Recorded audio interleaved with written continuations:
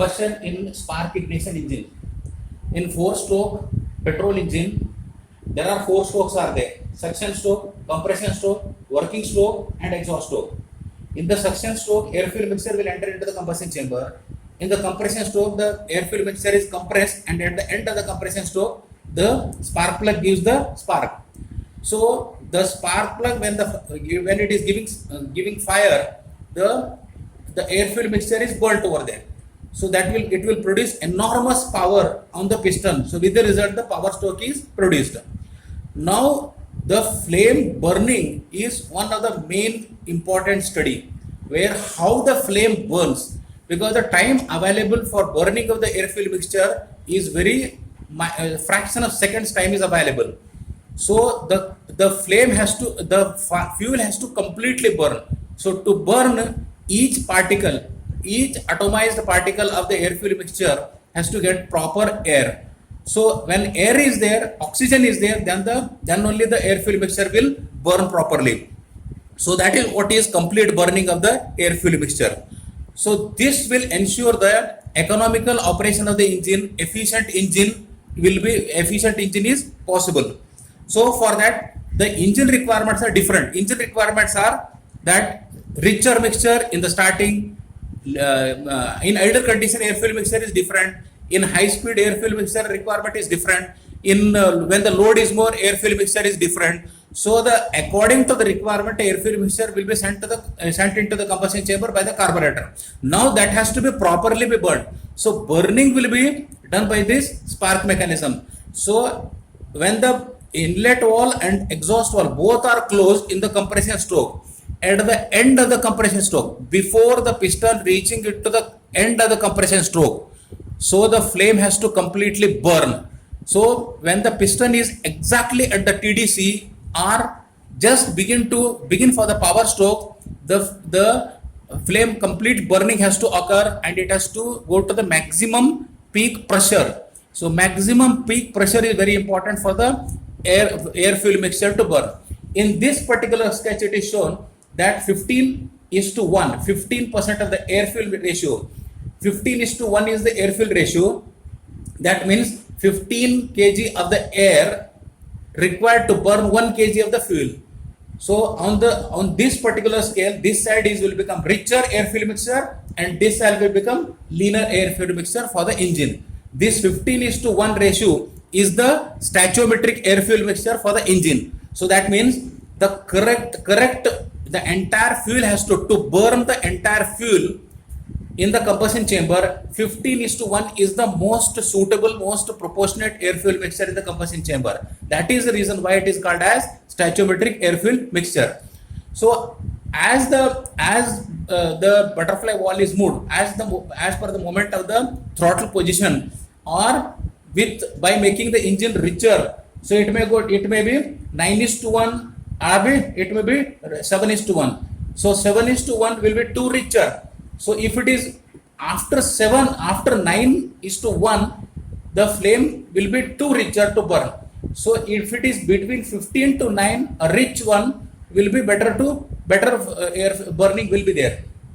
On the other side will be up to 20:1 will be the leaner mixture. So leaner mixture beyond this will not burn at all. So in the sense, sufficient fuel air quantity will be more. So with the result, what will happen is sufficient power will not be produced. So 15:1 to 20:1 in this particular range will be suitable. This is the most suitable burning. So that means if you are sending from the richer side up to 9, from the leaner side up to 20, the entire fuel which is there in the combustion chamber will be burned. Okay, so that burning of the entire fuel is very important. So then only the sufficient power will be produced in the power stroke. So the spark location is somewhere over here. If you look at in the top view, the spark is over here. So when the spark is given over here, so the fire will start with a nucleus. Simple example I will give you, that when the fire is extinguished to the air fuel mixture which is over here, so it is starting from there, because the spark plug is giving the fire and the spark plug is initiating the fire. So it has to start from here. So what are the bases? It is based on the temperature of the air fuel mixture is very important. So because the temperature of the air fuel, the temperature is sufficient, temperature is there, then on the air fuel mixture will burn. So the temperature required will be around 1200 degrees centigrade of the temperature is the requirement of the air fuel mixture to burn. The stroke length is reduced to the clearance volume, because this much of length of the stroke length is reduced to the clearance volume. So it is compressed to that an extent. So when the pressure is increased, the temperature of the air fuel mixture has already increased. So when the temperature is more, so that time if the fuel is ignited, petrol needs an external ignition. So the spark plug is igniting. The flame starts the travel. So a flame travel, study of the flame travel is done in the combustion of the SI engine. So this is where the spark is located, and the flame will be traveling like this over here. So all these things, flame travel, the time available for the flame travel will be very lesser.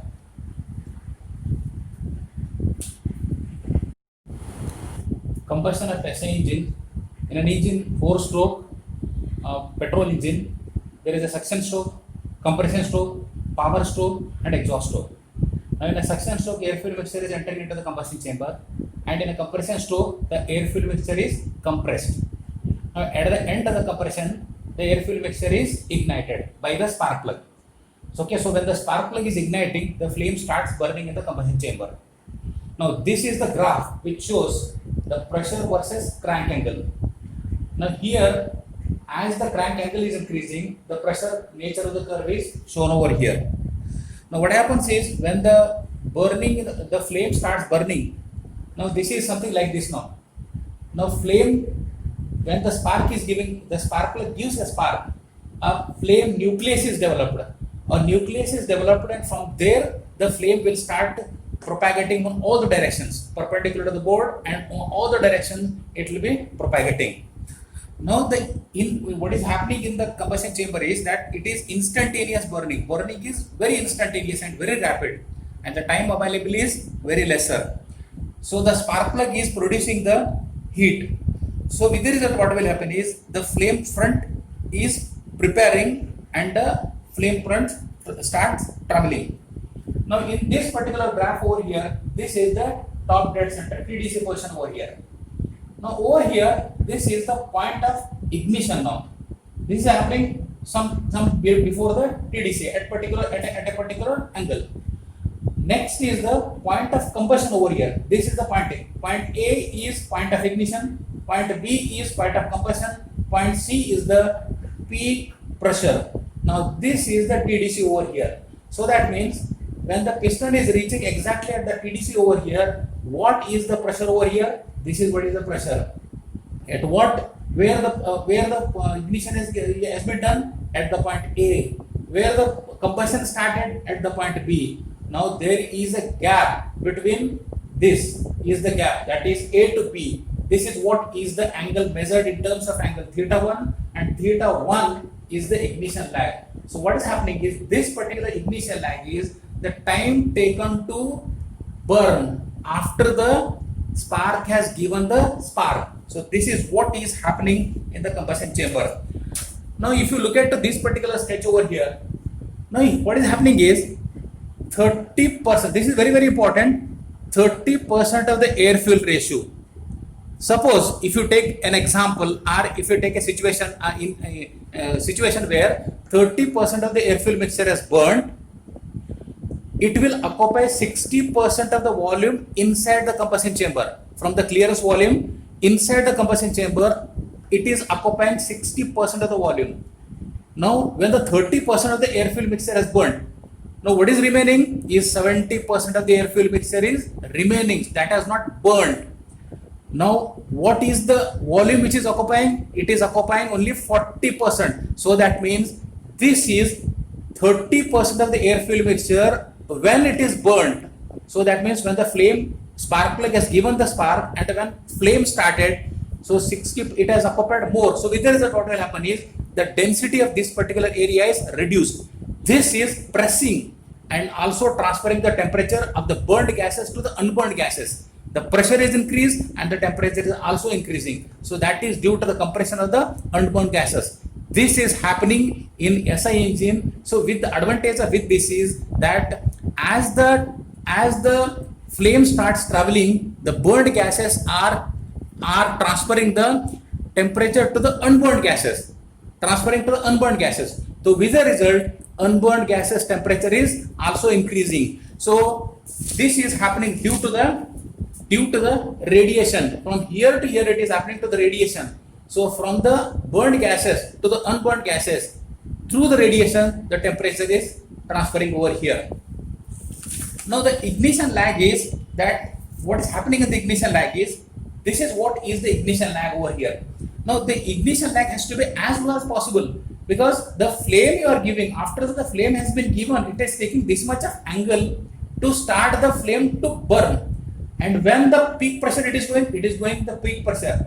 Now if you are taking an example, for example, because this is variable, because the engine RPM is varying, the speed is varying. Now as the speed is varying, so the angle will vary. So we are taking an example wherein this is ignition, point of ignition will be 10 to 30 degree before TDC.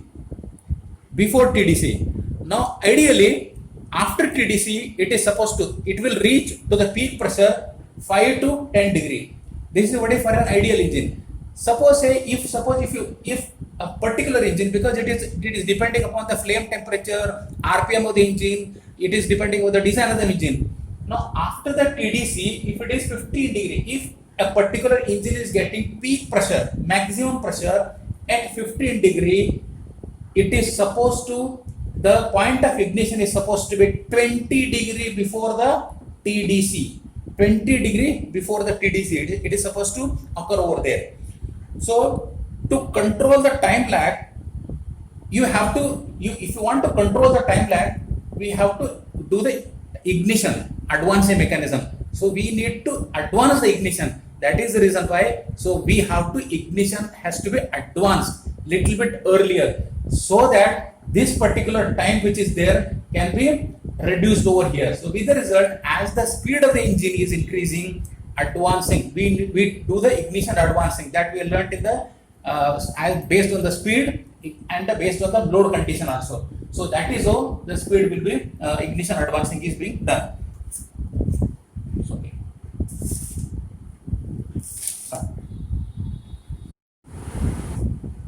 Pressure versus crank angle. The graph shows pressure versus crank angle. Now this is the TDC position. This is the point of ignition. Here the ignition has been initiated by the spark plug. Now this is the point of combustion. Now here the combustion has started. Now this is measured in terms of crank angle theta1. And from the point B to C is from the combustion has initiated, flame has started traveling until it has reached to the peak pressure, and this is theta2.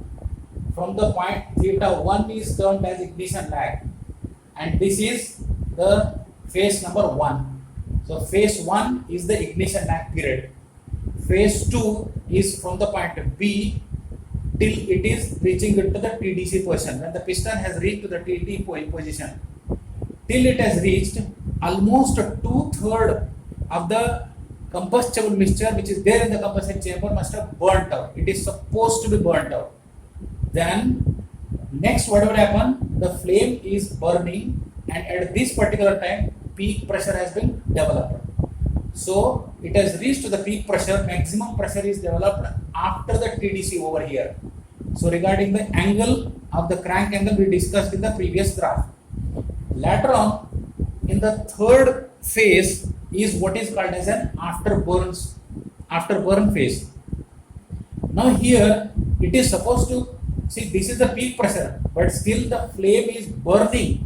Now it depends upon the rich. If the air filled mixture is richer, it will keep continuing. If it is leaner, it will end it somewhere in the middle between C and D. So this is continuing till the piston reaches from TDC to BDC in the power stroke. Here from the TDC, top dead center, it is reaching into the BDC. Till that, it is going to complete it. Now this is the graph which shows air fuel ratio versus the flame speed. Now what is happening? 15:1 is the stoichiometric air fuel ratio. Now at 15:1 stoichiometric air fuel ratio, what is the flame speed? This is what is the flame speed we are getting.